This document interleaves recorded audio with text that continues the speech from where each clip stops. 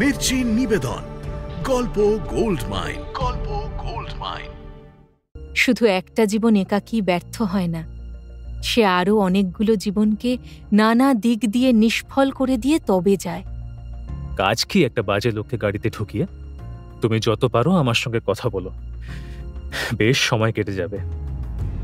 আর দাম যাই হোক, এখানে তার হাতে দিয়ে বলবেন তার মাসি তাকে ভালো হয়ে পড়তে দিয়েছে।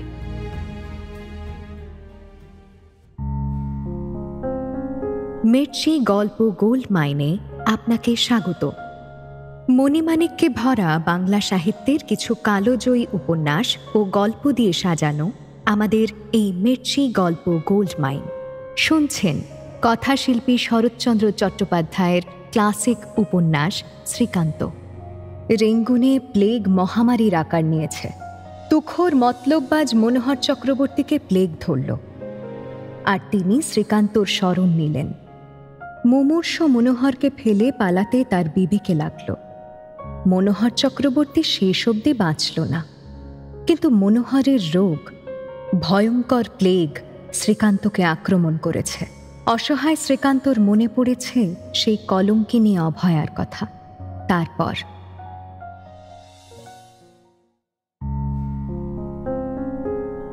সেদিন যখন মৃত্যুর পরোয়ানা হাতে নিয়ে অভয়ার দরজায় এসে দাঁড়িয়েছিলাম, তখন মরণের চেয়ে মরার লজ্জাই আমাকে বেশি ভয় দেখিয়েছিল। অভয়ার মুখ পাণ্ডুর হয়ে গেল, কিন্তু সেই পাংশু ওষ্ঠাধর ফুটে শুধু এই কটি কথা বেরোল, তোমার দায়িত্ব আমি নেব না তো কে নেবে? এখানে আমার চেয়ে কার গরজ বেশি? তার মুখে এই কথা শুনে দুই চোখ আমার জলে ভেসে গেল। তবু বললাম, আমি তো চলল, পথের কষ্ট আমাকে নিতেই হবে, সে নিবারণ করবার সাধ্য কারো নেই। কিন্তু যাবার মুখে তোমাদের এই নতুন ঘর সংসারের মধ্যে এত বড় একটা বিপদ ঠেলে দিয়ে যেতে আর আমার কিছুতেই মন সরছে না অভয়া। এখনো গাড়ি দাঁড়িয়ে রয়েছে, এখনো জ্ঞান আছে, এখন ভদ্রভাবে প্লেগ হাসপাতালে গিয়ে আমি উঠতে পারি। তুমি শুধু একটি মুহূর্তের জন্য মনটা শক্ত করে বলো, আচ্ছা যাও। অভয়া কোনো উত্তর না দিয়ে আমাকে হাত ধরে টেনে এনে বিছানায় শুইয়ে দিয়ে এইবার নিজের চোখ মুছল। আমার উত্তপ্ত কপালের ওপর ধীরে ধীরে হাত বুলিয়ে বলল, তোমাকে যাও বলতে যদি পারতাম, তাহলে নতুন করে ঘর সংসার পাততে যেতাম না। আজ থেকে আমার নতুন সংসার সত্যিকারের সংসার হলো। কিন্তু খুব সম্ভব সে আমার প্লেগ নয়, তাই মরণ আমাকে শুধু একটু ব্যঙ্গ করেই চলে গেল। দিন দশেক পরে উঠে দাঁড়ালাম, কিন্তু অভয়া আমাকে আর হোটেলে ফিরতে দিল না। অফিসে যাব কি আরও কিছুদিন ছুটি নিয়ে বিশ্রাম করব ভাবছি। এমন সময় একদিন অফিসের পিয়ন এসে চিঠি দিয়ে গেল। খুলে দেখলাম পিয়ারের চিঠি। বর্মায় আসার পরে এই তার প্রথম পত্র। আমাকে জবাব না দিলেও আমি কখনো কখনো তাকে চিঠি লিখতাম। আসার সময় এই শর্তই সে আমাকে দিয়ে স্বীকার করিয়ে নিয়েছিল। পত্রের প্রথমে সে এরই উল্লেখ করে লিখেছে, আমি মরিলে তুমি খবর পাইবে। বাঁচিয়া থাকার মধ্যে আমার এমন সংবাদ থাকিতেই পারে না যাহা তোমার না জানিলেই নয়। কিন্তু আমার তো তা নয়। আমার সমস্ত প্রাণটা যে ওই বিদেশেই সারাদিন পড়িয়া থাকে। সে কথা এত বড় সত্য যে তুমি বিশ্বাস না করিয়া থাকিতে পারো নাই। তাই জবাব না পাওয়া সত্ত্বেও মাঝে মাঝে চিঠি দিয়ে তোমাকে বলিতে হয় যে তুমি ভালো আছো। আমি এই মাসের মধ্যেই বঙ্কুর বিবাহ দিতে চাই, তুমি মত দাও। পরিবার প্রতিপালন করিবার ক্ষমতা না জন্মিলে যে বিবাহ হওয়া উচিত নয়, তোমারে কথা আমি অস্বীকার করি না। বঙ্কুর সে ক্ষমতা হয় নাই, তথাপি কেন যে তোমার সম্মতি চাহিতেছি সে আমাকে আর একবার চোখে না দেখিলে তুমি বুঝিবে না। যেমন করিয়া পারো এসো, আমার মাথার দিব্যি রইল। পত্রের শেষের দিকে অভয়ার কথা ছিল। অভয়া যখন ফিরে এসে বলেছিল সে যাকে ভালোবাসে তারই ঘর করতে একটা পশুকে ত্যাগ করে এসেছে, এবং এই নিয়েই সামাজিক রীতিনীতি সম্বন্ধে স্পর্ধার সঙ্গে তর্ক করেছিল। সেদিন আমি এমনই বিচলিত হয়ে পড়েছিলাম যে পিয়ারিকে অনেক কথাই লিখে ফেলেছিলাম। আজ তারই প্রত্যুত্তরে সে লিখেছে, তোমার মুখে যদি তিনি আমার নাম শুনিয়া থাকেন তো আমার অনুরোধ একবার দেখা করে বলিও যে রাজলক্ষ্মী তাহাকে সহস্র কোটি নমস্কার জানাইয়াছে। তিনি বয়সে আমার ছোট কি বড় জানি না, জানার আবশ্যকও নাই। তিনি শুদ্ধমাত্র তাঁর তেজের দ্বারাই আমাদের মতো সামান্য রমণীর প্রণম্য। আজ আমার গুরুদেবের শ্রীমুখের কথাগুলি বারবার মনে পড়িতেছে। আমার কাশীর বাড়িতে দীক্ষার সমস্ত আয়োজন হইয়া গেছে। গুরুদেব আসন গ্রহণ করে স্তব্ধ হইয়া কি ভাবিতেছেন। আমি আড়ালে দাঁড়াইয়া অনেকক্ষণ পর্যন্ত তাঁর প্রসন্ন মুখের পানে চাহিয়া দেখিতেছিলাম। হঠাৎ ভয়ে আমার বুকের ভিতরে তোলপাড় করিয়া উঠিল। তাঁর পায়ের কাছে উপুর হইয়া পড়িয়া কাঁদিয়া বলিলাম, বাবা, আমি মন্তন নেব না। তিনি বিস্মিত হইয়া আমার মাথার উপর তাঁর ডান হাতটি রাখিয়া বলিলেন, হ্যাঁ, কেন নেবে না মা? বলিলাম, আমি মহাপাপিষ্ঠা। তিনি বাধা দিয়া কহিলেন, হুম, তাহলে তো আরো বেশি দরকার মা। কাঁদিতে কাঁদিতে কহিলাম, আমি লজ্জায় আমার সত্যি পরিচয় দিইনি। দিলে এ বাড়ির চৌকাঠও যে আপনি মাড়াতে চাইতেন না। গুরুদেব স্মিত মুখে বলিলেন, তবুও মারাতুম, তবুও দীক্ষা দিতুম। পিয়ারির বাড়ি না হয় নাই মারালুম, কিন্তু আমার রাজলক্ষ্মী মায়ের বাড়িতে কেন আসবো না মা? আমি চমকিয়া স্তব্ধ হয়ে গেলাম। কিছুক্ষণ নিঃশব্দে থাকিয়া কহিলাম, কিন্তু আমার মায়ের গুরু যে বলেছিলেন আমাকে দীক্ষা দিলে পতিত হতে হবে, সে কথা কি সত্য নয়? গুরুদেব হাসিলেন, বলিলেন, সত্য বলেই তো তিনি দিতে পারেননি মা। কিন্তু কিন্তু সে ভয় যার নাই, সে কেন দেবে না? বলিলাম, ভয় নেই কেন? তিনি পুনরায় হাসিয়া কহিলেন,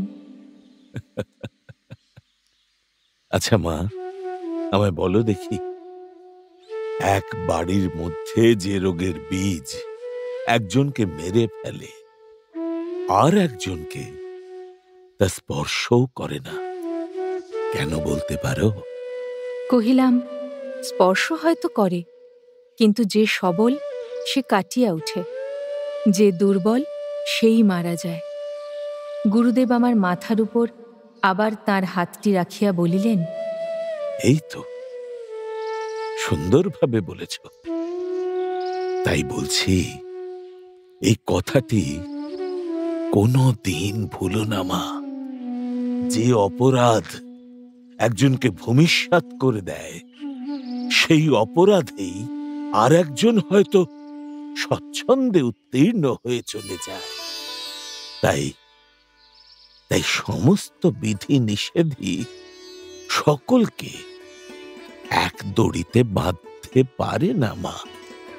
সংকোচের সহিত আস্তে আস্তে জিজ্ঞাসা করিলাম, যা অন্যায়, যা অধর্ম, তা কি সবল দুর্বল উভয়ের কাছে সমান অন্যায় অধর্ম নয়? না হলে সে কি অবিচার নয়? গুরুদেব বলিলেন, না মা, বাইরে থেকে যেমনই দেখাক, তাদের ফল সমান নয়। তাহলে সংসারে সবলে দুর্বলে কোনো প্রভেদ থাকতো না। যে বিষ 5 বছরের শিশুর পক্ষে মারাত্মক, সেই বিষ যদি একজন 30 বছরের লোককে মারতে না পারে, তাহলে কাকে দোষ দেবে মা? শোনো মা, তুমি আজই যদি আমার কথা বুঝতে না পারো তো অন্তত এটি স্মরণ রেখো যে যাদের ভিতরে আগুন জ্বলছে আর যাদের শুধু ছাই জমা হয়ে আছে, তাদের কর্মের ওজন 1 তুলা দণ্ডে মাপা যায় না, আর মাপতে গেলে তা ভুল হয়। শ্রীকান্তদা, তোমার চিঠি পড়িয়া আজ আমার গুরুদেবের সেই অন্তরের আগুনের কথাই মনে পড়িতেছে। অভয়াকে চক্ষে দেখি নাই, তবুও মনে হইতেছে তার ভিতরে যে বহ্নি জ্বলিতেছে, তাহার শিখার আভাস তোমার চিঠির মধ্যেও যেন দেখিতে পাইতেছি। তার কর্মের বিচার একটু সাবধানে করিও। আমাদের মতো সাধারণ স্ত্রীলোকের বাটখারা লইয়া তার পাপ পুণ্যের ওজন তাড়াতাড়ি সারিয়া দিয়া বসিও না। আমি চিঠিখানা অভয়ার হাতে দিয়ে বললাম, রাজলক্ষ্মী তোমাকে শত সহস্র নমস্কার জানিয়েছে, এই নাও। অভয়া 2-3 বার করে লেখাটুকু পড়ে কোনো মতে তা আমার বিছানার উপর ছুঁড়ে ফেলে দিয়ে দ্রুত পদে বাইরে চলে গেল। সংসারের চোখে তার যে নারীত্ব আজ লাঞ্ছিত অপমানিত, তারই ওপরে শত যোজন দূর থেকে যে অপরিচিতা নারী আজই অযাচিত সম্মানের পুষ্পাঞ্জলি অর্পণ করেছে, তারই অপরিসীম আনন্দ বেদনাকে সে পুরুষের দৃষ্টি থেকে তাড়াতাড়ি আড়াল করে নিয়ে গেল। প্রায় আধ ঘন্টা পরে অভয়া বেশ করে চোখ মুখ ধুয়ে ফিরে এসেই বলল, শ্রীকান্ত দাদা। আরে আরে, ও আবার কি? দাদা হলুম কবে? আজ থেকে। না না না, দাদা নয়, একেবারেই দাদা নয়। সবাই মিলে সব দিক থেকে আমার রাস্তা বন্ধ করো না। মনে মনে বুঝি এইসব মতলব আটা হচ্ছে? কেন, আমি কি মানুষ নই? বিষম মানুষ দেখি যে। রোহিণীবাবু বেচারা অসুখের সময় আশ্রয় দিলেন, এখন ভালো হয়ে বুঝি তার এই পুরস্কার ঠিক করেছ। কিন্তু আমার ভারী ভুল হয়ে গেছে। সে সময় যদি অসুখ বলে একটা টেলিগ্রাম করে দিতাম, আজ তাহলে তাকে দেখতে পেতাম। তা আশ্চর্য নয় বটে। তুমি মাসখানেকের ছুটি নিয়ে একবার যাও শ্রীকান্ত দাদা। আমার মনে হচ্ছে তোমাকে তার বড় দরকার পড়েছে। কেমন করে যেন নিজেও এ কথা বুঝেছিলাম, আমাকে আজ তার বড় প্রয়োজন। পরদিনই অফিসে চিঠি লিখে আরও 1 মাসের ছুটি নিলাম এবং আগামী মেলেই যাত্রা করবার জন্য টিকিট কিনতে পাঠিয়ে দিলাম। যাবার সময় অভয়া নমস্কার করে বলল, শ্রীকান্ত দাদা, একটা কথা দাও। কি কথা দিদি? সংসারের সকল সমস্যাই পুরুষ মানুষে মীমাংসা করে দিতে পারে না। যদি কোথাও ঠেকে, চিঠি লিখে আমার মত নেবে, বলো। স্বীকার করে জাহাজ ঘাটের উদ্দেশ্যে গাড়িতে গিয়ে বসলাম। অভয়া গাড়ির দরজার কাছে দাঁড়িয়ে আরেকবার নমস্কার করল, বলল, রোহিণীবাবুকে দিয়ে আমি কালই সেখানে টেলিগ্রাম করে দিয়েছি, কিন্তু জাহাজের ওপরে কটা দিন শরীরের দিকে একটু নজর রেখো শ্রীকান্ত দাদা। আর তোমার কাছে আমার কিছু চাই না। আচ্ছা। উত্তর দিয়ে মুখ তুলেই দেখলাম অভয়ার 2টি চোখ জলে ভাসছে। কলকাতার ঘাটে জাহাজ ভিড়ল। দেখলাম জেটির ওপর বঙ্কু দাঁড়িয়ে আছে। সে সিঁড়ি দিয়ে তাড়াতাড়ি উঠে এসে ভূমিষ্ঠ হয়ে প্রণাম করে বলল, মা রাস্তার উপর গাড়িতে অপেক্ষা করছেন, আপনি নেমে যান, আমি জিনিসপত্র নিয়ে পরে যাচ্ছি। বাইরে আসতেই আরেকটা লোক গড় হয়ে প্রণাম করে উঠে দাঁড়ালো। বললাম, আরে রতন যে, ভালো তো? আপনার আশীর্বাদে ভালোই আছি, আসুন বলে পথ দেখিয়ে গাড়ির কাছে এনে দরজা খুলে দিল। রাজলক্ষ্মী বলল, এসো রতন, তোরে বাবা আরেকটা গাড়ি করে পিছনে আসিস। 2টো বাজে, এখনো ওর নাওয়া খাওয়া হয়নি। আমরা বাসায় চললুম, গাড়োয়ানকে যেতে বলে দে। আমি উঠে বসলাম। যে আজ্ঞে মা। রতন গাড়ির দরজা বন্ধ করে দিয়ে গাড়োয়ানকে হাঁকতে ইঙ্গিত করে দিল, এই গাড়ি ছাড়ো। এদিকে গাড়ির ভিতরে রাজলক্ষ্মী হেঁট হয়ে আমার পদধূলি নিয়ে বলল, জাহাজে কষ্ট হয়নি তো? না। বড্ড অসুখ করেছিল নাকি? অসুখ করেছিল বটে, তবে বড্ড নয়। কিন্তু তোমাকে তো ভালো দেখাচ্ছে না। বাড়ি থেকে কবে এলে? পরশু। অভয়ের কাছে আসবার খবর পেয়েই আমরা বেরিয়ে পড়ি। সেই তো আসতেই হতো, দুদিন আগেই এলুম। এখানে তোমার কত কাজ আছে জানো? কাজের কথা পরে শুনব, কিন্তু তোমাকে এরকম দেখাচ্ছে কেন? কি হয়েছিল? রাজলক্ষ্মী হাসল। এই হাসি যে কতদিন দেখিনি, তা এই হাসিটি দেখেই শুধু আজ মনে পড়ল। এবং সঙ্গে সঙ্গে কত বড় যে একটা অদম্য ইচ্ছে নিঃশব্দে দমন করে ফেললাম, তা অন্তর্যামী ছাড়া আর কেউ জানল না। কিন্তু দীর্ঘশ্বাসটা তাকে লুকোতে পারলাম না। সে বিস্মিতের মতো ক্ষণকাল আমার দিকে চেয়ে থেকে আবার হেসে জিজ্ঞাসা করল, কিরকম দেখাচ্ছে আমাকে? রোগা? হঠাৎ এই প্রশ্নের উত্তর দিতে পারলাম না। রোগা? হ্যাঁ, রোগা একটু বটে, কিন্তু সে কিছুই নয়। মনে হলো সে যেন কত দেশ দেশান্তর পায়ে হেঁটে তীর্থ পর্যটন করে এইমাত্র ফিরে এলো। এমন ক্লান্ত, এমন পরিশ্রান্ত, নিজের ভার নিজে বইবার তার আর শক্তিও নেই, ইচ্ছেও নেই। এখন কেবল নিশ্চিন্ত নির্ভয়ে চোখ বুজে ঘুমোবার একটু জায়গা খোঁজ করছে। আমাকে নিরুত্তর দেখে বলল, কই, বললে না যে? নাইবা শুনলে? আমার উত্তরে রাজলক্ষ্মী ছেলে মানুষের মতো মাথায় একটা ঝাঁকানি দিয়ে বলল, না, বলো। লোকে যে বলে আমি একেবারে বৃষ্টি দেখতে হয়ে গেছি, সত্যি? সত্যি। তুমি মানুষকে এমনি অপ্রতিভ করে দাও যে। আচ্ছা, বেশ তো, ভালোই তো। স্ত্রী নিয়ে আমার কি বা হবে?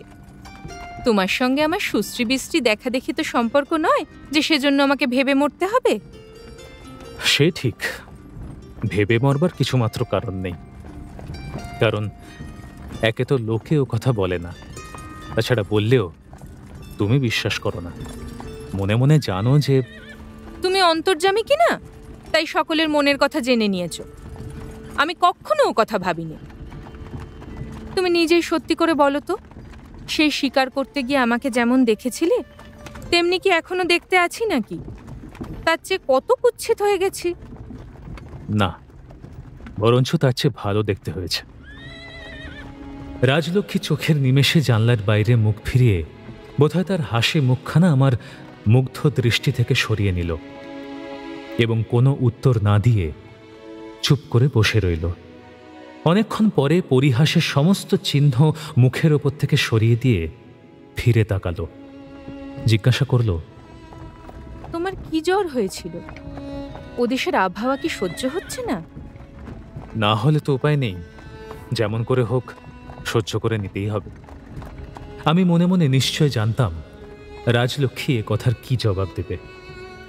কারণ যে দেশের জল বাতাস আজও নিজের হয়ে ওঠেনি, কোনো সুদূর ভবিষ্যতে তাকে আত্মীয় করে নেবার আশায় নির্ভর করে সে যে কিছুতেই আমার ফেরায় রাজি হবে না, বরঞ্চ ঘোর আপত্তি তুলে বাধা দেবে, এটাই আমার মনে হয়েছিল। কিন্তু সেরকম হলো না। সে একটু চুপ থেকে মৃদু স্বরে বলল, সে সত্যি। তাছাড়া সেখানে আরো কত বাঙালি রয়েছেন, তাদের যখন সইছে তখন তোমারই বা সইবে না কেন? কি বলো? আমার স্বাস্থ্য সম্বন্ধে তার এই রকম উদ্বেগহীনতা আমাকে আঘাত করল। তাই শুধু একটা ইঙ্গিতে সায় দিয়েই নীরব হয়ে রইলাম। একটা কথা আমি প্রায় ভাবতাম, আমার প্লেগের কাহিনীটা কিভাবে রাজলক্ষ্মীকে বলবো। সুদূর প্রবাসে আমার জীবন মৃত্যুর সন্ধিস্থলে যখন দিন কাটছিল, তখনকার হাজার রকম দুঃখের বিবরণ শুনতে শুনতে তার বুকের ভিতর কি ঝড় উঠবে, দুচোখ প্লাবিত করে কিরকম অশ্রুধারা ছুটবে, তা কত রসে কত রঙে ভরে যে দিনের পর দিন কল্পনায় দেখেছি, তা বলতে পারি না। এখন সেইটাই আমাকে সবচেয়ে লজ্জায় বিঁধল।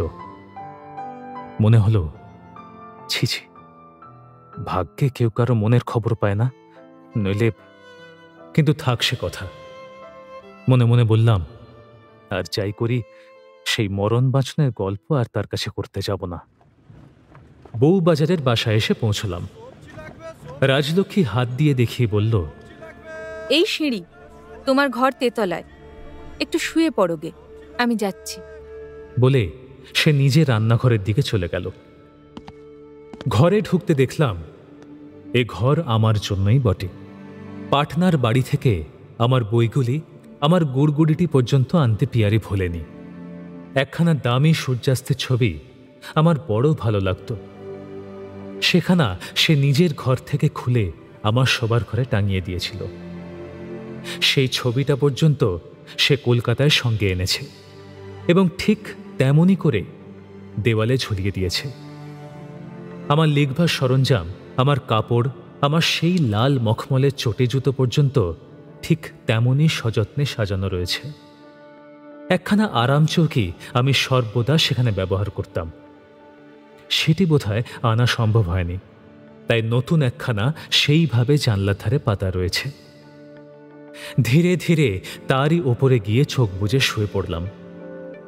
মনে হলো যেন ভাটার নদীতে আবার জোয়ারের জলোচ্ছ্বাসের শব্দ মোহনার কাছে শোনা যাচ্ছে। দুপুরে স্নান খাওয়া দাওয়া সেরে ক্লান্তিতে ঘুমিয়ে পড়েছিলাম। ঘুম ভাঙতে দেখলাম পশ্চিমের জানলা দিয়ে বিকেলের রোদ আমার পায়ের কাছে এসে পড়েছে এবং পিয়ারি এক হাতে ভর দিয়ে আমার মুখের ওপর ঝুঁকে পড়ে অন্য হাতে আঁচল দিয়ে আমার কপালের, কাঁধের এবং বুকের ঘাম মুছে দিচ্ছে। বলল, ঘামে বালিশ বিছানা ভিজে গেছে। পশ্চিম খোলা, এ ঘরটা ভারী গরম। কাল দোতলায় আমার পাশের ঘরে তোমার বিছানা করে দেব। বলে আমার বুকের একান্ত কাছে বসে পাখাটা তুলে নিয়ে বাতাস করতে লাগলো। রতন ঘরে ঢুকে জিজ্ঞাসা করল, মা, বলছি বাবু চা নিয়ে আসবো? হ্যাঁ, নিয়ে আয়। আর বঙ্কু বাড়ি থাকে তো একবার পাঠিয়ে দিস। আমি আবার চোখ বুঝলাম। খানিক পরেই বাইরে চটে জুতোর আওয়াজ পাওয়া গেল। পিয়ারি ডেকে বলল, কে? বঙ্কু? একবার এদিকে আয় দেখি। তার পায়ের শব্দে বুঝলাম সে অতিশয় সংকুচিতভাবে ঘরে প্রবেশ করল। পিয়ারি তেমনই বাতাস করতে করতে বলল, ওই কাগজ পেন্সিল নিয়ে একটু বস। কি কি আনতে হবে একটা ফর্দ করে দরোয়ান সঙ্গে করে একবার বাজারে যা বাবা। কিচ্ছুই নেই। দেখলাম এ একটা মস্ত নতুন ব্যাপার। অসুখের কথা আলাদা, কিন্তু সে সময় ছাড়া সে আগে কোনো দিন আমার বিছানার এত কাছে বসে আমাকে বাতাস পর্যন্ত করেনি। কিন্তু তা না হয় একদিন সম্ভব বলে ভাবতে পারি। কিন্তু এই যে বিন্দুমাত্র দ্বিধা করল না, চাকর বাকর এমনকি বঙ্কুর সামনে অবধি দর্প ভরে নিজেকে প্রকাশ করে দিল, এর অপরূপ সৌন্দর্য আমাকে অভিভূত করে তুলল।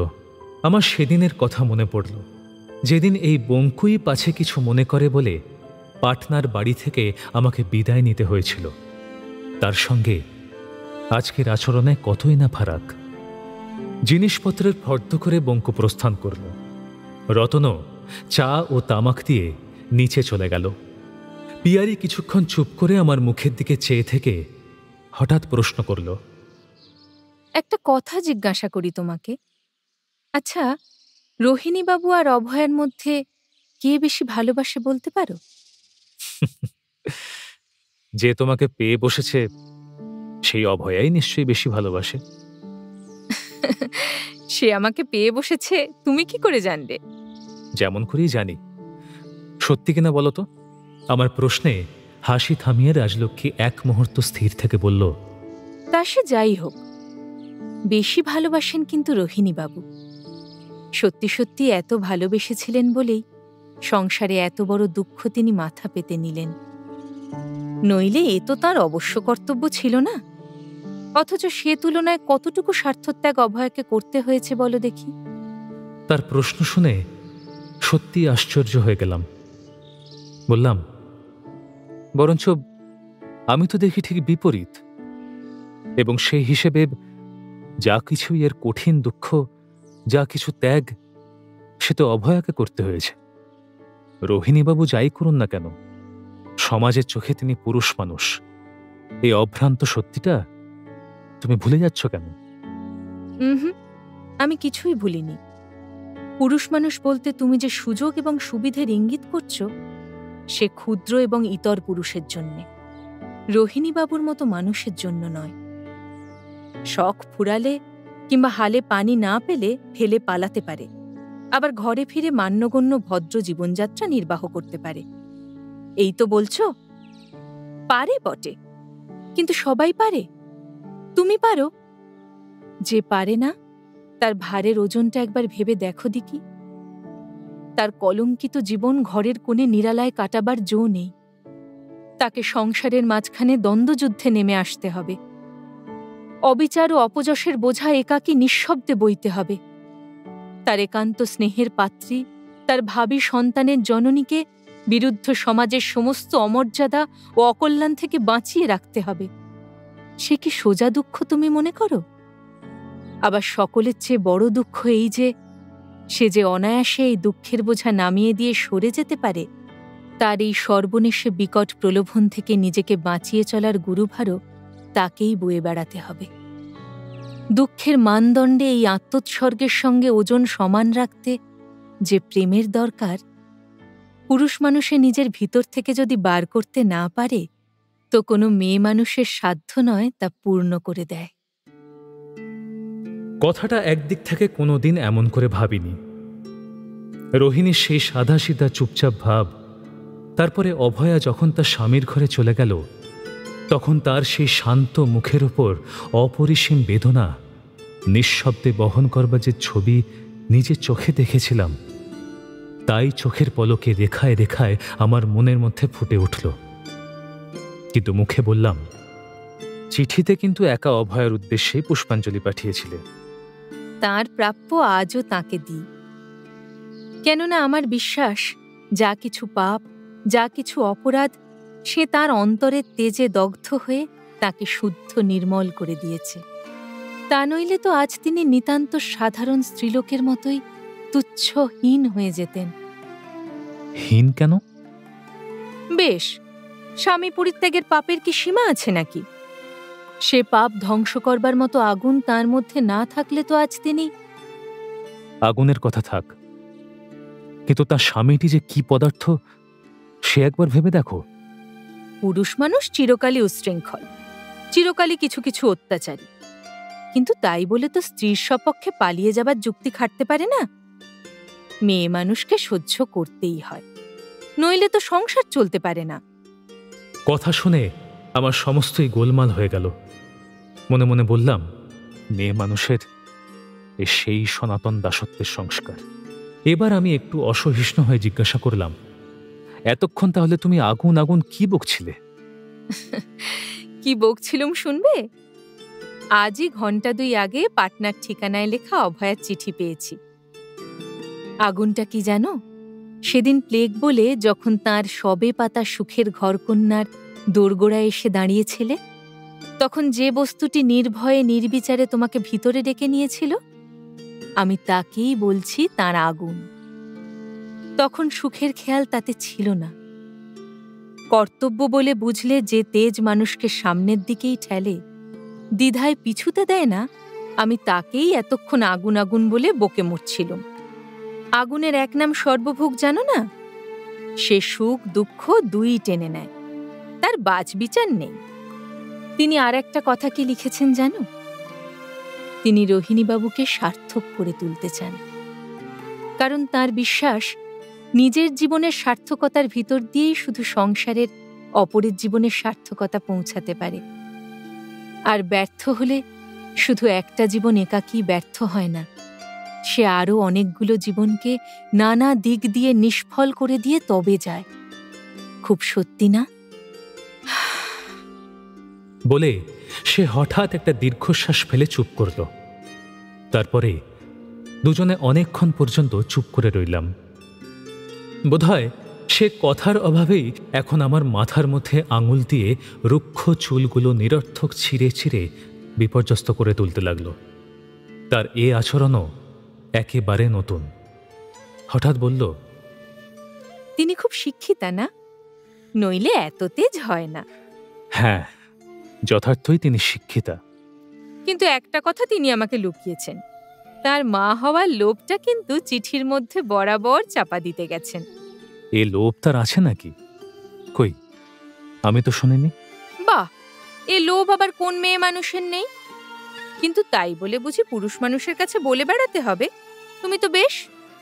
তাহলে তোমারও আছে নাকি? যাও।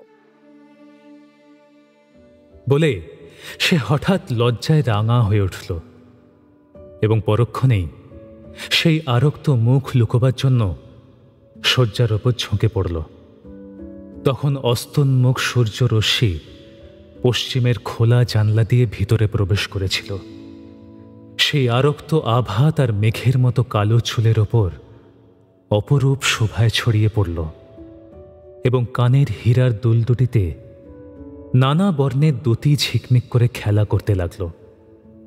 ক্ষণেক পরেই সে আত্মসংবরণ করে সোজা হয়ে বসে বলল, কেন, আমার কি ছেলে মেয়ে নেই যে লোভ হবে? মেয়েদের বিয়ে দিয়েছি, ছেলের বিয়ে দিতে এসেছি। একটি দুটি নাতি নাতনি হবে, তাদের নিয়ে সুখে স্বচ্ছন্দে থাকব। আমার অভাব কি বলতো? চুপ করে রইলাম। এই কথা নিয়ে উত্তর প্রত্যুত্তর করতে ইচ্ছে হল না।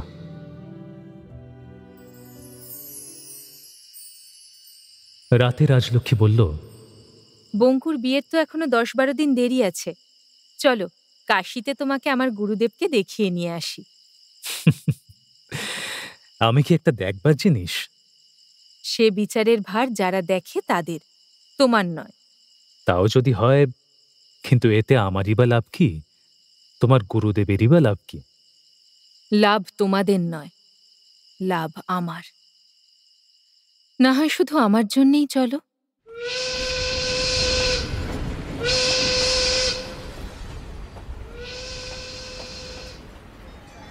সুতরাং রাজি হলাম। সামনে অনেক দিন বিয়ের লগ্ন না থাকায় এই সময়টায় চারিদিকে যেন বিয়ের বন্যা নেমেছিল। যখন তখন ব্যান্ডের কর্নেট এবং ব্যাকপাইপের বাঁশি বিবিধ প্রকারের বাদ্যভাণ্ড সহযোগে মানুষকে পাগল করে তোলবার জোগাড় করেছিল। আমাদের স্টেশন যাত্রার পথেও এমনই কয়েকটা উন্মত্ত শব্দের ঝড় প্রচণ্ড বেগে বয়ে গেল। তেজটা একটু কমে এলে রাজলক্ষ্মী হঠাৎ প্রশ্ন করল, আচ্ছা, তোমার মতেই যদি সবাই চলে, তাহলে তো গরিবদের আর বিয়ে করাও হয় না, ঘর সংসার করাও চলে না। তাহলে সৃষ্টি থাকে কি করে? তার অসামান্য গাম্ভীর্য দেখে হেসে ফেললাম। বললাম, সৃষ্টি রক্ষার জন্য তোমায় কিছুমাত্র দুশ্চিন্তার আবশ্যক নেই, কারণ আমার মতে চলবার লোক পৃথিবীতে বেশি নেই। অন্তত আমাদের এদেশে তো নেই বললেই চলে। না থাকাই তো ভালো। বড় লোকেরাই শুধু মানুষ, আর গরিব বলে কি তারা সংসারে ভেসে এসেছে? তাদের ছেলেপুলে নিয়ে ঘরকন্যার স্বাদ আহ্লাদ নেই? স্বাদ আহ্লাদ থাকলেই যে তাকে প্রশ্রয় দিতে হবে, তার কি কোনো অর্থ আছে? কেন নেই আমাকে বুঝিয়ে দাও। দরিদ্র নির্বিশেষেই আমার এ মত নয়। আমার মত শুধু দরিদ্র ভদ্র গৃহস্থদের সম্বন্ধেই। তার কারণও তুমি জানো বলেই আমার বিশ্বাস। তোমার ও মত ভুল। তার জেদ দেখে আমারও কেমন জেদ চেপে গেল। বলে ফেললাম, হাজার ভুল হলেও তোমার মুখে সে কথা শোভা পায় না। বঙ্কুর বাপ যখন তোমাদের দু বোনকেই একসঙ্গে মাত্র 72টি টাকার লোভে বিয়ে করেছিল, সেদিন এখনো এত পুরনো হয়নি যে তোমার মনে নেই। তবে নাকি সে লোকটা নেহাত পেশা বলেই রক্ষে। নইলে ধরো, যদি সে তোমাকে তার ঘরে নিয়ে যেত, তোমার দুটি একটি ছেলেপুলে হতো। একবার ভেবে দেখো দেখি অবস্থাটা। মুহূর্তে রাজলক্ষ্মীর চোখের দৃষ্টিতে কলহ ঘনিয়ে উঠল। বলল, ভগবান যাদের পাঠাতেন তাদের তিনিই দেখতেন। তুমি নাস্তিক বলেই কেবল বিশ্বাস করো না। আমি নাস্তিক হই আর যাই হই। আচ্ছা, আস্তিকের ভগবানের দরকার কি শুধু এই জন্য এসব ছেলে মানুষ করতে? না হয় তিনি নাই দেখতেন, কিন্তু তোমার মতো আমি অত ভীতু নই। আমি দৌড় দৌড় ভিক্ষে করেও তাদের মানুষ করতুম। আর যাই হোক, বায়ুলি হওয়ার চেয়ে সে আমার ঢের ভালো হতো। আমি আর তর্ক করলাম না। আলোচনাটা নিতান্ত ব্যক্তিগত এবং অপ্রিয় ধারায় নেমে এসেছিল বলে জানলার বাইরে রাস্তার দিকে চেয়ে নিরুত্তরে বসে রইলাম।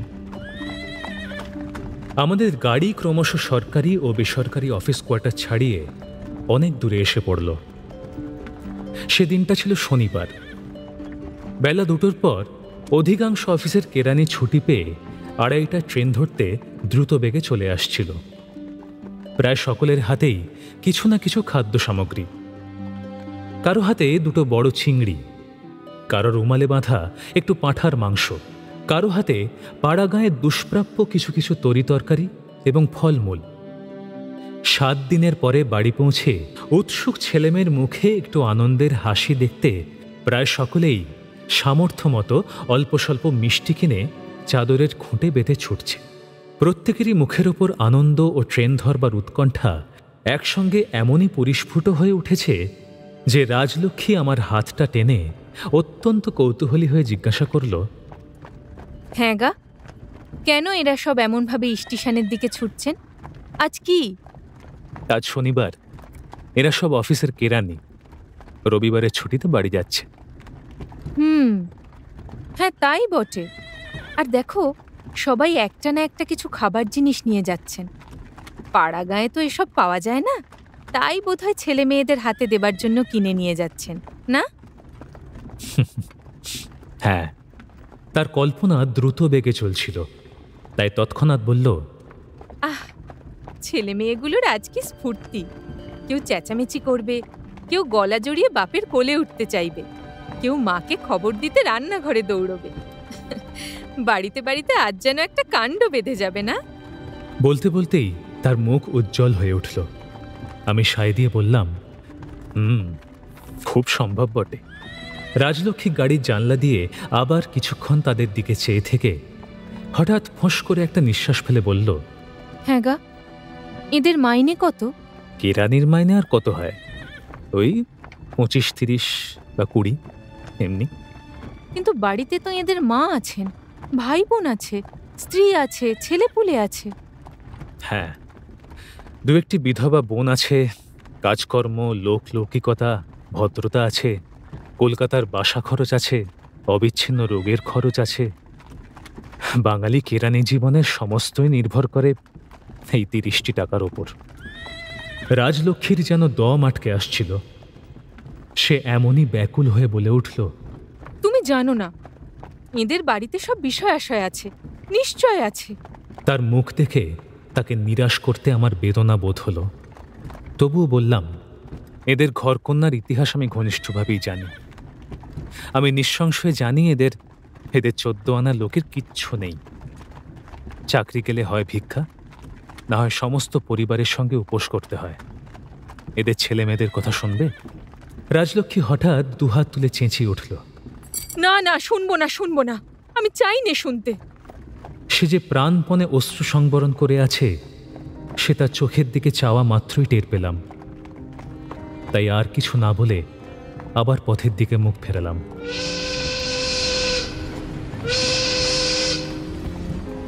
অনেকক্ষণ পর্যন্ত আর তার সাড়া শব্দ পেলাম না। এতক্ষণ অবধি বোধহয় সে নিজের সঙ্গে ওকালতি করে শেষে নিজের কৌতূহলের কাছে পরাজয় মেনে আমার জামার খুঁট ধরে টানল। ফিরে চাইতেই সে করুণ কণ্ঠে বলল, আচ্ছা বলো ওদের ছেলেপুলের কথা, কিন্তু 2টি পায়ে পড়ি, মিছিমিছি বাড়িয়ে বলো না, দোহাই তোমার। তার মিনতি করার ভঙ্গি দেখে আমার হাসি পেল, কিন্তু হাসলাম না, বরঞ্চ কিঞ্চিত অতিরিক্ত গাম্ভীর্যের সঙ্গে বললাম, বাড়িয়ে বলা তো দূরের কথা, তুমি জিজ্ঞাসা করা সত্ত্বেও তোমাকে শোনাতাম না, যদি না তুমি একটু আগে নিজের সম্বন্ধে ভিক্ষা করে ছেলে মানুষ করার কথা বলতে। ভগবান যাদের পাঠান তিনিই তাদের সুব্যবস্থার ভার নেন, এ একটা কথা বটে। অস্বীকার করলে নাস্তিক বলে হয়তো আবার আমাকে গালমন্দ করবে, কিন্তু সন্তানের দায়িত্ব বাপ মার ওপর কতটা আর ভগবানের ওপর কতটা, এই 2 সমস্যার মীমাংসা তুমি নিজেই করো। আমি যা জানি তাই শুধু বলবো, কেমন? সে নীরবে আমার দিকে জিজ্ঞাসা মুখে চেয়ে আছে দেখে বললাম, ছেলে জন্মালে তাকে কিছুদিন বুকের দুধ দিয়ে বাঁচিয়ে রাখার দায়িত্ব তার মায়ের ওপরেই থাকে বলে আমার মনে হয়। ভগবানের ওপর আমার অচলা ভক্তি, তার দয়ার প্রতিও আমার অন্ধবিশ্বাস, কিন্তু তবুও মায়ের বদলে তার নিজের এই ভারটা নেবার উপায় আছে কি না। দেখো, চালাকি করো না, সে আমি জানি। জানো? যাক, তাহলে একটা জটিল সমস্যার মীমাংসা হলো। কিন্তু ৩০ টাকা ঘরের জননীর দুধের উৎস শুকিয়ে আসতে কেন যে দেরি হয় না, সে জানতে হলে কোনো ৩০ টাকা ঘরের প্রসূতির খাওয়ার সময় উপস্থিত থাকা আবশ্যক। কিন্তু সে যখন পারবে না, তখন এক্ষেত্রে আমার কথাটা না হয় মেনেই নাও। রাজলক্ষ্মী ম্লান মুখে নিঃশব্দে চেয়ে রইল। আমি বললাম, পাড়াগাঁয়ে যে গরুর দুধের একান্ত অভাব, এ কথাটাও তোমাকে মেনে নিতে হবে। ঠিক, এ আমি নিজেও জানি। ঘরে গরু থাকে তো ভালো, নইলে আজকাল মাথা খুঁড়ে মলেও কোনো পল্লীগ্রামে ১ ফোঁটা দুধ পাওয়ার জো নেই। গরুই নেই, তার আবার দুধ। যাক, আরও একটা সমস্যার সমাধান হলো। তখন ছেলেটার ভাগ্যে রইল স্বদেশী খাঁটি পানা পুকুরের জল আর বিদেশি কৌটো ভরা খাঁটি বার্লির গুঁড়ো। কিন্তু তখনও দুর্ভাগাটার অদৃষ্টে হয়তো ১-৮ ফোঁটা তার স্বাভাবিক খাদ্য জোটে। কিন্তু সে সৌভাগ্য এসব ঘরে বেশি দিন থাকার আইন নেই। মাস চারেকের মধ্যেই আরেকটি নতুন আগন্তুক তার আবির্ভাবের নোটিশ দিয়ে দাদার মাতৃদুগ্ধের বরাদ্দ একেবারে বন্ধ করে দেয়। এ বোধ করি তুমি আমার কথা শুনতে শুনতে এবার রাজলক্ষ্মী লজ্জায় রাঙা হয়ে উঠল। হ্যাঁ হ্যাঁ জানি, এ আর আমাকে ব্যাখ্যা করে বোঝাতে হবে না, তুমি তারপরে বলো। তারপর ছোঁড়াটাকে ধরে পেটের রোগে এবং স্বদেশী ম্যালেরিয়া জ্বরে। তখন বাপের দায়িত্ব হচ্ছে বিদেশি কুইনিন ও বার্লির গুঁড়ো জোগানো, এবং মায়ের ঘাড়ে পড়ে ওই যে বললাম, আঁতুড়ে গিয়ে আবার ভর্তি হবার মুলতবির ফুরসতে ওইগুলো খাঁটি দেশি জলে গুলে তাকে গেলানো। তারপরে যথাসময় সুতিকাগৃহের হাঙ্গামা মিটিয়ে নবকুমার কোলে করে বেরিয়ে এসে প্রথমটার জন্য দিন কতক চেঁচানো।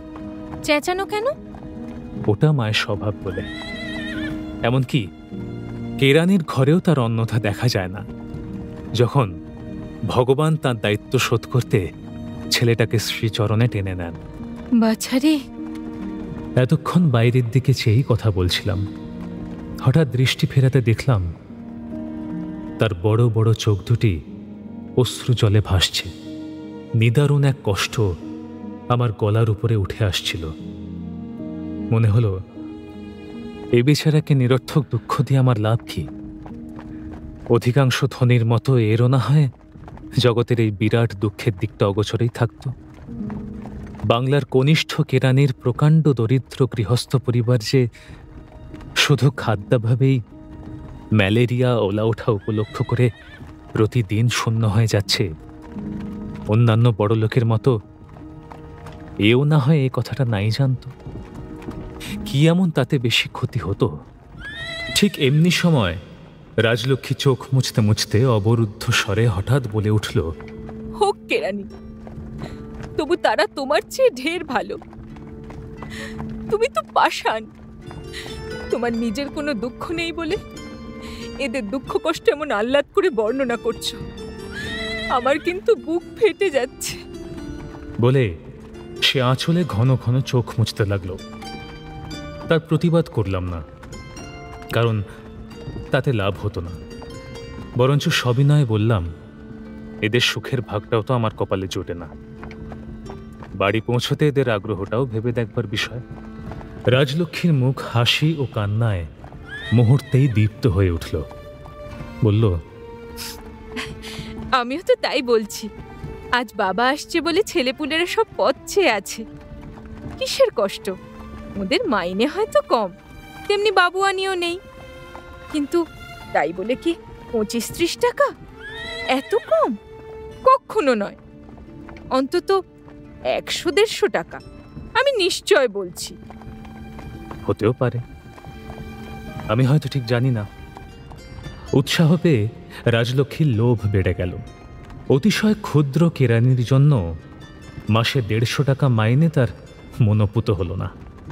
বলল, শুধু কি ওই মাইনেটি ওদের ভরসা তুমি মনে করো? সবাই উপরিও কত পান। উপরিটা কি? আর সে কথা বলল না।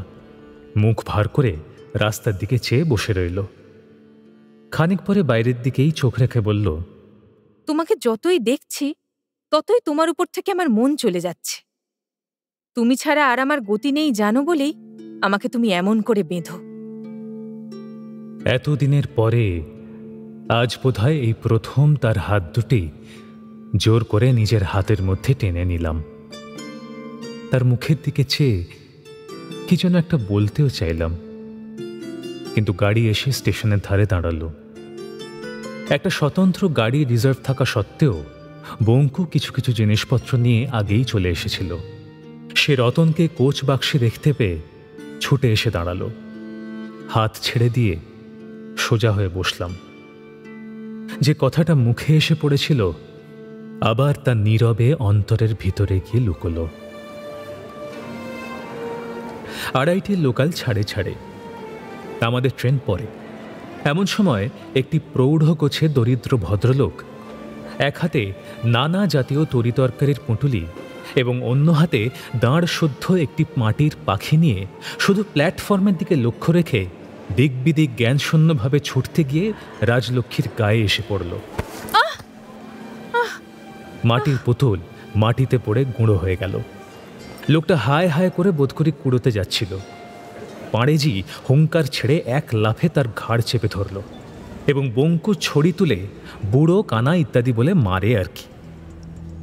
আমি একটু দূরে অন্যমনস্ক ছিলাম। সসব ব্যস্ত হয়ে রণস্থলে এসে পড়লাম। লোকটি ভয়ে এবং লজ্জায় বারবার বলতে লাগলো, দেখতে পাইনি মা, আমার ভারী অন্যায় হয়ে গেছে।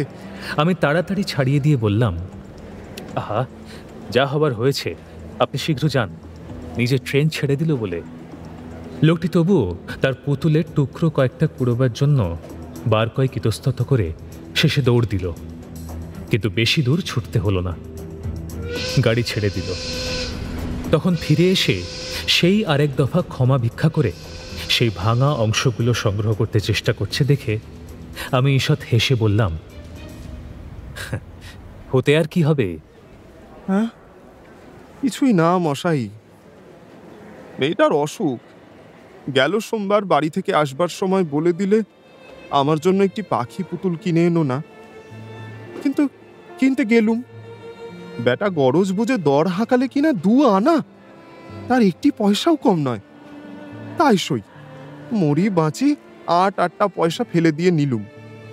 কিন্তু এমন অদৃষ্ট দেখুন না যে দৌড় গোড়া এনে ভেঙে গেল। রোগা মেয়েটার হাতে দিতে পারলুম না। বেটি কেঁদে বলবে, বাবা আনলে না। যা হোক, টুকরোগুলো নিয়ে যাই। দেখিয়ে বলবো, মা, এ মাসের মাইনেটা পেলে আগে তোর পুতুল কিনে তবে আমার অন্য কাজ। বলে সমস্তটা কুড়িয়ে সযত্নে চাদরের খুঁটে বেঁধে বলল, আপনার স্ত্রীর বোধহয় বড্ড লেগেছে, আমি দেখতে পাইনি। লোকসানকে লোকসানও হলো, গাড়িটাও পেলুম না। পেলে তবুও রোগা মেয়েটাকে আধ ঘন্টা আগে গিয়ে দেখতে পেতুম। বলতে বলতে ভদ্রলোকটি আবার প্ল্যাটফর্মের দিকে প্রস্থান করল। বঙ্কু পাড়েজিকে নিয়ে কি একটা প্রয়োজনে অন্যত্র চলে গেল। আমি হঠাৎ ফিরে চেয়ে দেখি শ্রাবণের ধারার মতো রাজলক্ষ্মীর 2 চোখ জলে ভেসে যাচ্ছে। ব্যস্ত হয়ে কাছে গিয়ে জিজ্ঞাসা করলাম, খুব লেগেছে নাকি? কোথায় লাগলো? রাজলক্ষ্মী আঁচলে চোখ মুছে চুপি চুপি বলল, হ্যাঁ, খুবই লেগেছে, কিন্তু সে এমন জায়গায় যে তোমার মতো পাষাণের দেখবারও জো নেই, বোঝবারও জো নেই। শ্রীমান বঙ্কুকে কেন যে বাধ্য হয়ে আমাদের জন্য একটা স্বতন্ত্র গাড়ি রিজার্ভ করতে হয়েছিল, এই খবরটা যখন তার কাছে আমি নিচ্ছিলাম তখন রাজলক্ষ্মী কান পেতে শুনছিল। এখন সে একটু অন্যত্র যেতে রাজলক্ষ্মী নিতান্ত গায়ে পড়েই আমাকে শুনিয়ে দিল যে নিজের জন্য বাজে খরচ করতে সে যত নারাজ, ততই তার ভাগ্যে এই সকল বিড়ম্বনা ঘটে।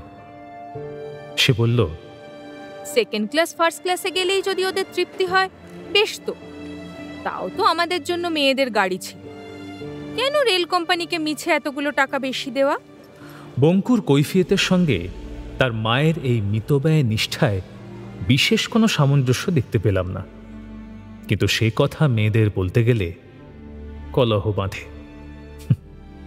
অতএব চুপ করে শুনে গেলাম, কিছুই বললাম না।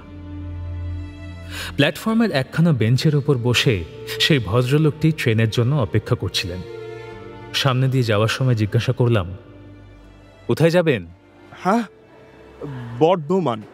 একটু এগিয়ে যেতেই রাজলক্ষ্মী আমাকে চুপি চুপি বলল, তাহলে তো উনি অনায়াসে আমাদের গাড়িতে যেতে পারেন, ভাড়াও লাগবে না। তাই কেন ওকে বলো না? টিকিট নিশ্চয়ই কেনা হয়ে গেছে, ভাড়ার টাকা ওর বাঁচবে না।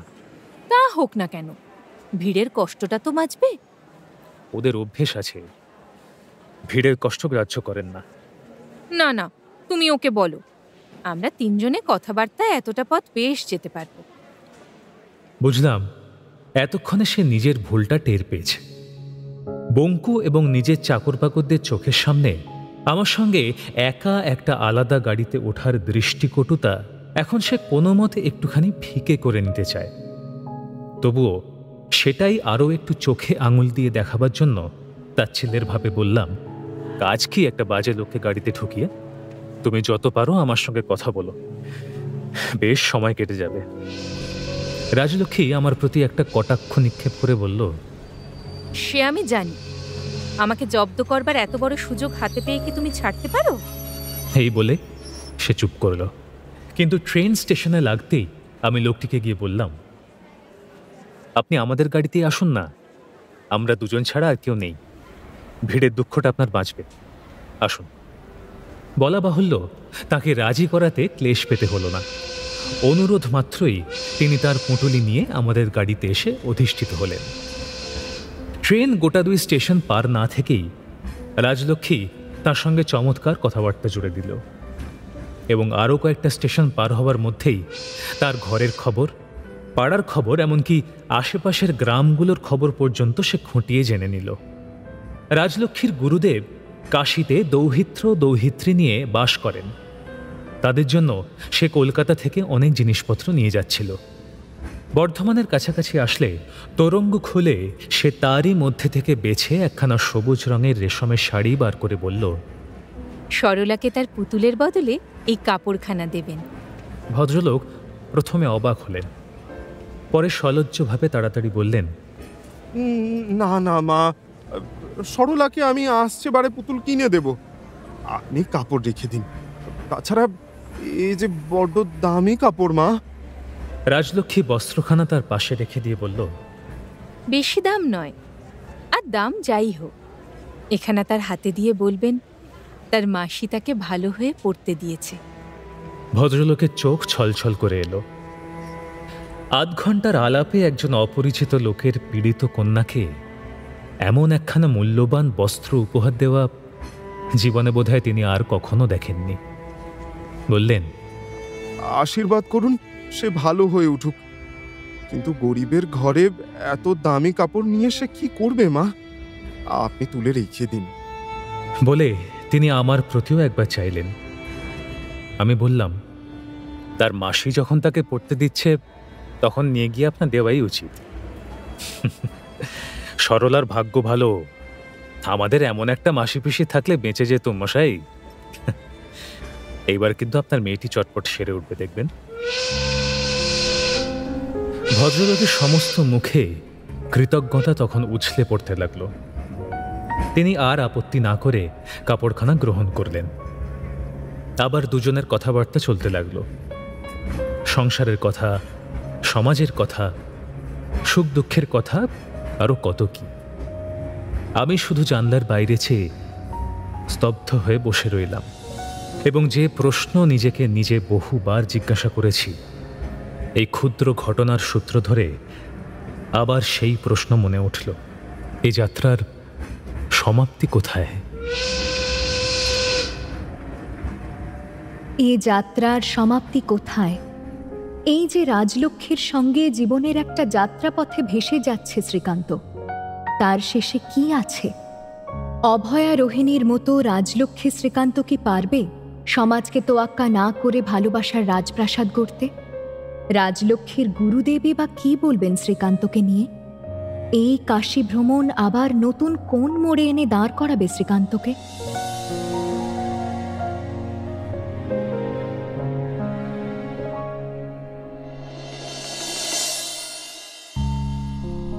শুনলেন শরৎচন্দ্র চট্টোপাধ্যায়ের শ্রীকান্ত। আজ শুনলেন পর্ব 12। উপস্থাপনায় শিবাশিস বন্দ্যোপাধ্যায়, নাট্যরূপ অর্পিতা চট্টোপাধ্যায়, পর্ব পরিচালনায় দেবলীনা আচার্য, বিশেষ তত্ত্বাবধানে সৌভিক গুহ সরকার, সৃজনশীল পরিচালনায় ইন্দ্রাণী চক্রবর্তী, প্রযোজনায় ভিজুয়াল অডিও। শ্রীকান্ত প্রসূন দাস, অভয়া অধ্যায় সাহা, রাজলক্ষ্মী অমৃতা রয়, বঙ্কু আর্যদেব, রতন সুদীপ্ত ঘোষ, গুরুদেব রূপন দাশগুপ্ত এবং অন্যান্য শিল্পীরা।